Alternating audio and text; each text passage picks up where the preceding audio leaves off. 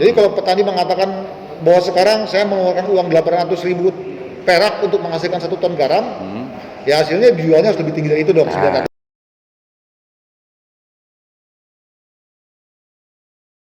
Nah, itu untuk bagaimana menjawab persepsi yang salah itu.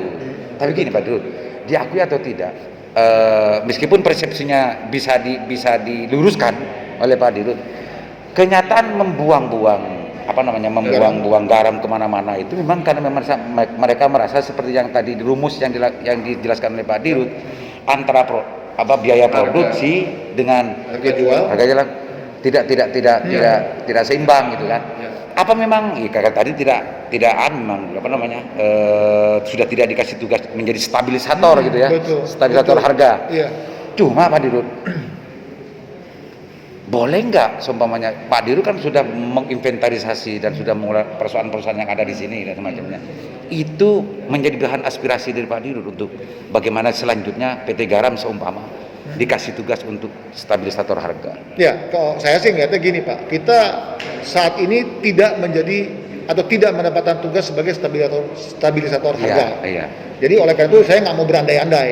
Ya. Yang kita lakukan sekarang adalah sebenarnya ada 2 hal yang mungkin dilakukan, tapi tidak mungkin oleh PT Garam sendiri. Ya. Harus semua elemen masyarakat, semua stakeholder pemangku kepentingan.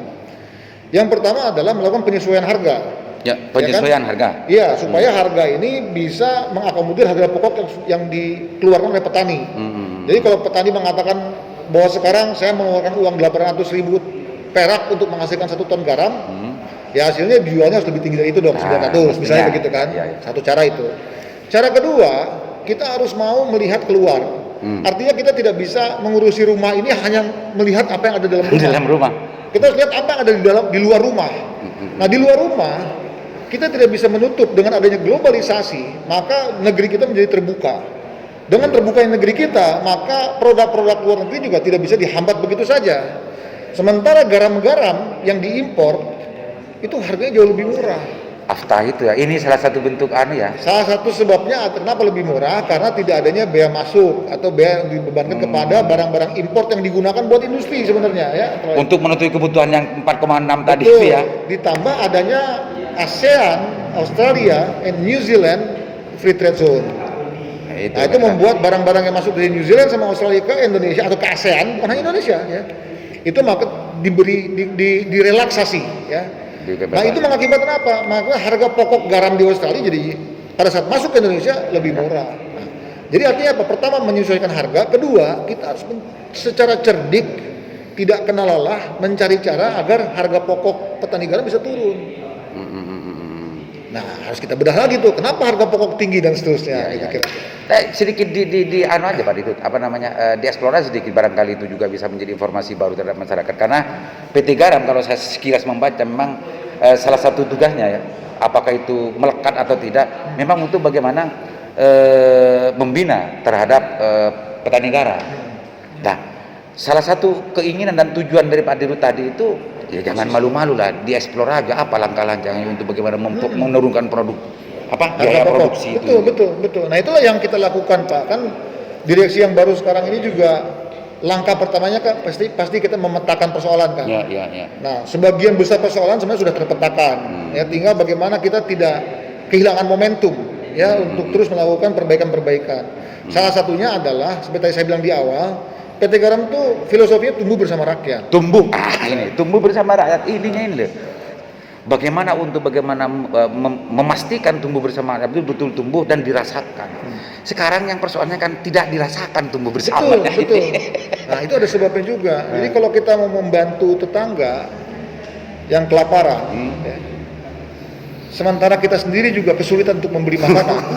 Iya. Tentu akan sulit ya Pak ya. Jadi harus menyelesaikan persoalan diri sendiri dulu. Kita harus menyelesaikan dulu persoalan di dalam. Tapi kita juga nggak bisa tunggu kan sampai kapan nih persoalan PT Garam internal mau selesai. Maka kita juga mencoba memparalelkan itu. Dari pengalaman kita Pak, sebenarnya konsep atau model atau solusinya itu bukan model yang sulit-sulit amat, bukan. Sudah ada gitu loh. Ternyata pemirsa, ini tugasnya pemerintah. Ini sebetulnya bagaimana memparalelkan tumbuh bersamanya ini. Ini kayaknya tugasnya penerangkan. Jadi, salah satu yang kita identifikasi ya, misalnya begini. Selama ini kan PT Garam sudah melakukan penyerapan garam rakyat dan akan terus melakukan penyerapan garam rakyat. Sudah dilaksanakan. Itu program yang biasa-biasa aja dan memang sudah kewajiban PT Garam sejak dulu. Lalu persoalannya apa Pak? Nah persoalannya adalah tahun 2016, 2017, 16, 17 harga garam kan naik tinggi sekali. Ya. Di saat itu PT Garam membeli garam rakyat itu kurang lebih hampir 200.000 ton. 200.000 ton. Ya. Dengan nilai 150.000 ton, 150.000 ton dengan nilai hampir 200 miliar. Itu untuk yang membeli karena harga garam pada suatu ketinggian, setelah garam turun. Jadi itu garam semua Pak, nggak kita buang di sungai, enggak, ada di gudang. Tapi kita nggak bisa jual, harga perolehannya 1,2 juta per ton. Sekarang 400. Sekarang 460, 500. Nah itu salah satu persoalan. Kalau yang ini Pak Didi, apa namanya, biar apa namanya, kalau yang tadi itu kan kebutuhan nasional itu 4 sekian untuk bagaimana masyarakat petani garam itu tidak bisa terserap semua. Apa tidak berfokuskan ke yang seperti ini, lifestyle tadi? Nah nanti sebelum ke sini saya cerita dulu Pak, ini penting ya. Jadi cara kita menyerap garam rakyat itu kan melalui koperasi-koperasi. Oh gitu. Ya. Nah koperasi kan bagus Pak. Bung Hatta kan dengan konsep keekonomian rakyatnya itu kan ya konsepnya koperasi. Tapi pada prakteknya ternyata banyak koperasi-koperasi yang tidak sehat. Ya artinya saya ngobrol sama teman-teman di Sumenep ini Pak, yang namanya koperasi katanya singkatan dari Kop Cokop Singurusi gitu. Apa? Kop Cokop Singurusi. Koperasi Kop Cokop Singurusi. Iya. Ini kalau bukan orang Madura tidak akan tahu. Sama dengan dialek Sandrasan ini soalnya. Oh, iya. Koperasi Kop Cokop Singurusi. Artinya apa? Artinya koperasi itu harus berbenah diri. Koperasi harus benar-benar mempunyai anggota yang serupa. Ada koperasi petani garam, ya sih petani garam, jangan pengusaha motor, gitu loh. Ya. Dan anggotanya harus benar-benar merasa sebagai anggota, mendapatkan manfaatnya, melakukan rapat anggota setahun sekali, sehingga keputusan-keputusan koperasi itu benar-benar buat kesejahteraan anggota. Nah itu Pak yang sedang kita coba lakukan. Kita mau mencari nih, sudah dapat kita beberapa koperasi yang benar-benar punya niat baik untuk mensejahterakan anggotanya. Ternyata evaluasi dan inventarisasi persoalannya sudah berapa bulan sampai di sini? Udah 4 tahun. Hah? 4 tahun. 4 di sini. 8 bulan. 5 bulan. Sudah bisa mengurai persoalan sampai ke koperasi. 5 Sudah bulan. tahu ada yang bodong Pak Edi. Itu kerjanya orangnya Pak Edi dulu. Tapi itu sebenarnya katanya itu kan gitu Pak, kura-kura dalam perahu, kura-kura tidak tahu. Sampai ke situ ya sampean ya. Ya harus ke situ karena fundamennya kan dari situ Pak. Kalau kita mau tumbuh bersama rakyat ya harus lewat koperasi karena koperasi itu legal, terstruktur, ada undang-undangnya, dilindungi negara, didukung negara. Lagi. Sampean program untuk mentoris persoalan semacam dan juga untuk meluruskan khususnya kepada petani-petani garam, bagaimana pembentukan koperasi garam itu, petani garam itu betul-betul tidak kop-cokop. Sengorus sih. Ini Ini sudah kita ada kerjasama dengan pihak lain. Titik-titiknya ini tidak hanya di Sumenep kan yang Oh iya, seluruh Indonesia. Tapi kita mulai yang kecil-kecil lah. Ibaratnya kan tadi saya sampaikan bahwa PT Garam sendiri masih mempunyai banyak persoalan internal. Tapi tidak boleh berhenti untuk membangun. Jangan-jangan memang ada kartel koperasi ya? Koperasi kan? Itu katanya sampai lebih tahu itu. Pak. Tapi sedih Pak kita ngelihat kan kita direksi ngomong. Ya komplek juga dong. Kalau PT Garam aja menangis, kalau PT Garam saja menangis, apalagi petani garam. Iya. Tapi gini Pak Didi, petani garam itu betul-betul merasakan. Tapi yang bukan yang kop-cokop ngurusi itu ya. Iya. Yang asli petani garam justru sangat merasakan bagaimana kalau bahasa Maduranya sarah apa ya? Mengsara itu apa? Capek ya bekerja justru setelah dia produksi tidak terserap macam. Bagaimana kita bayangkan kalau orang yang macam itu jelas ada, meskipun yang kartel tadi kop-cokop yang ngurusi itu juga ada, bahkan banyak. Betul. Lah kalau ini bisa diurai oleh Pak Didi, khususnya koperasi garam. Nah ini jariannya luar biasa sama Pak Didi. Ya mudah-mudahan lah dukungan dari semua pihak dibutuhkan. Saya juga tahu ini kita semua tahu ya bahwa ini bukan pekerjaan mudah. Tapi kita harus memulai. Iya. Ya musuhnya banyak ya nggak apa-apa. Biasa lah. Kan Kan ada hitam putih ya. tekad sudah semuanya. Oh, sudah cek tekadnya. Dukungan keuangan bisa semuanya. Nah, kan banyak teman. Oke, Pak Dedi, uraian persoalan-persoalan tani garam sudah barusan, dan ada langkah-langkah yang mau dilakukan dengan datangnya Pak Dedi. Ternyata negara mengirim Pak Dedi ke sini untuk mengurai 4 bulan, pemirsa, sudah tahu sampai ke kopi urusan TV. Ini persoalan di luar sini sebetulnya. Itu untuk bagaimana membangun sebuah komitmen awal bahwa PT Garam ini akan tumbuh bersama petani garam, kan gitu kan? Ternyata sudah sampai ke situ, ada kartelnya ternyata di koperasi. Selanjutnya Pak Adi, ya tadi sempat masuk ke ini, sebetulnya PT Garam itu apa saja produk-produknya? Nah gini, kan ini juga ada filosofinya nih, kan Nah. kita kan semua tahu bahwa kalau kita jual garam korosok, itu kan pasti nilainya Rendah. kecil, walaupun jumlahnya banyak. Iya, iya. Oleh karena itu kan kita harus masuk ke garam bukan korosok, ya, garam yang sudah diolah. Nah, untuk garam yang sudah diolah ini kan kita berpikir pasar kan penuh persaingan.